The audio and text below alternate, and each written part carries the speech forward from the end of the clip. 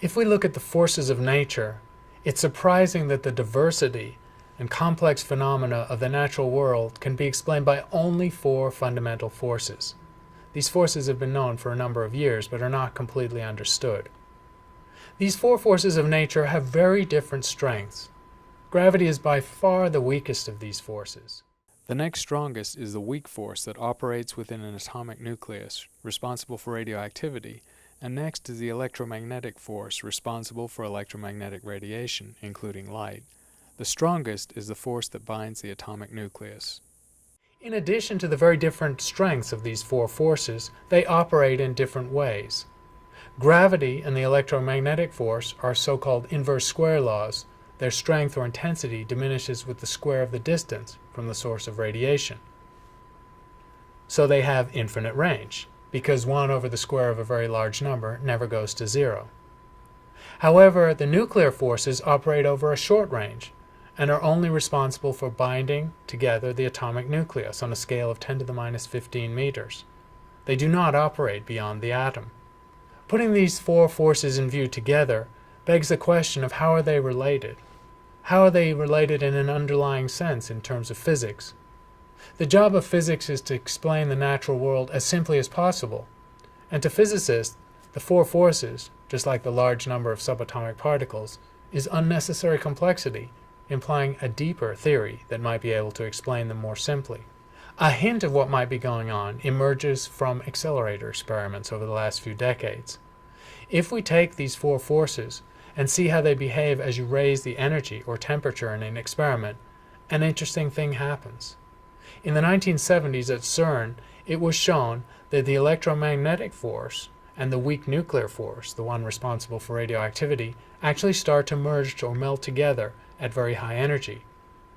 In these CERN experiments in the 1970s, the particles that carry these forces were understood, and the 2 forces were unified in a so-called Electroweak Force.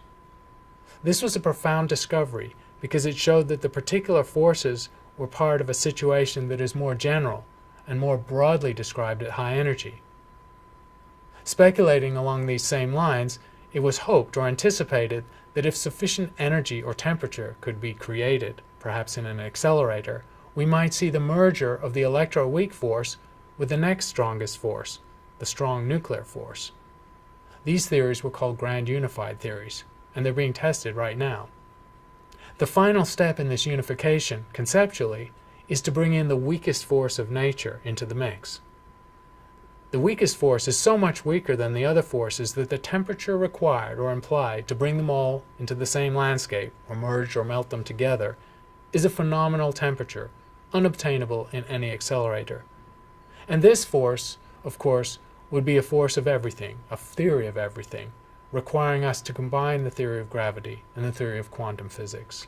In this video clip, physicist Michio Kaku will talk about theories of everything based on strings, tiny subatomic entities that underlie all particles, and allow us to create a theory that combines gravity with other forces. String theory is currently being tested, we hope, but it's possible that those tests may be so difficult this can't happen for another few decades. String theory, or superstring theory, is based on an extraordinary premise that particles themselves are illusions, that what's really going on is that nature is made of fundamental one-dimensional entities called strings that are only manifest on scales dozens of order of magnitude smaller than atoms, and are only accessible by energies dozens of orders of magnitude higher than are available at room temperature, or even in accelerators. It's an extraordinary concept. It also predicts that all the phenomena of the universe, including all the things we consider subatomic particles, are produced by oscillations, interactions, mergers, and splits between these fundamental entities called superstrings. Physicists did not dream up string theory out of their heads. They were led to it by the mathematics of how to describe high-energy phenomena and particles themselves. They were led in the direction of a particular form of theory where multidimensional space-time is involved. Typically 7, 8, 10, or maybe even 12 dimensions of space-time, of which the 3 dimensions of space and 1 of time that we live in are just a subset manifest at low energies. At the extraordinarily high energies of string theory, these strings would be manifest along with these extra dimensions of space-time that do not exist in our everyday world. The physicists were drawn to the theory in part because of its mathematical beauty. Even though it's complex and extremely difficult to do calculations, it considered a beautiful theory. One of the strong threads in the history of physics is that beautiful mathematics underlies our most successful theories. Perhaps the best example of this is general relativity, which Chandrasekhar, one of the greatest astrophysicists of the 20th century, said is the most beautiful theory known. There's nothing extraordinary in principle about multidimensional space-time. In fact, the theory of multidimensional space-time actually goes back 150 years to Russian mathematicians such as Bolyai and Lobachevsky, who were extending beyond Euclidean space-time to countenance other dimensions. The mathematics of multidimensional space-time is easy to countenance. You're simply adding in mathematics higher dimensions, whether or not they're observable in physical space. So we can simply extrapolate from 3 dimensions, up, down, and sideways, to other spatial dimensions in realms that we can't visualize because we live in 3 dimensions. So string theory embeds hidden dimensions. They're hidden because the energy does not exist in the everyday world to realize or manifest these extra dimensions.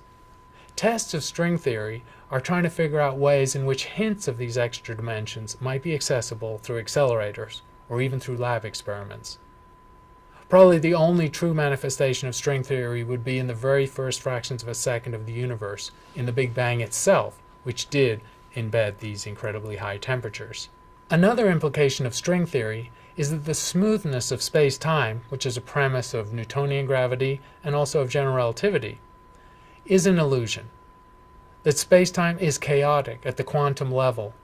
We can imagine an evanescent and seething foam of space-time events based on string interactions, of which gravity is just one manifestation.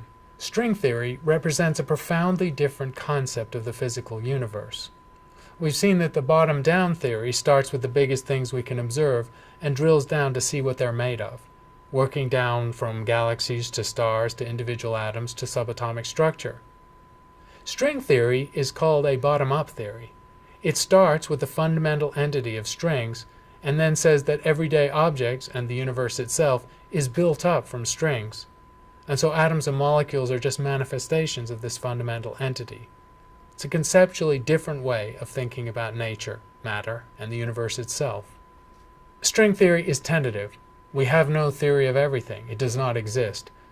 Einstein spent the last 20 years of his career fruitlessly trying to unify gravity and the other forces of nature, which is what string theory seeks to do too. And if someone as smart as Einstein didn't succeed in this task, you know it's difficult. Some of the smartest physicists in the world are working on this problem. And it's even led to a backlash, where so many young physicists for a generation went into string theory that other physicists started to complain that their fields were being neglected, or that the progress in string theory was so slow that perhaps that was a waste of human talent. However, it is addressing one of the most profound questions of nature: what is matter made of? In the meantime, with no theory of nature and no theory of everything to go with, everyone's free to have their own theory of everything. Another issue arises from imagining a theory of everything. What does that actually mean in terms of understanding the universe? Conceptually, imagine the universe consists of things that are and things that aren't, things that do happen and things that don't happen. The goal of physical theory is to explain everything that happens. That would be a theory of everything. Perhaps at the moment our theories explain some small fraction of all the things that actually happen. But how do we know we have a theory of everything as opposed to a theory of too much?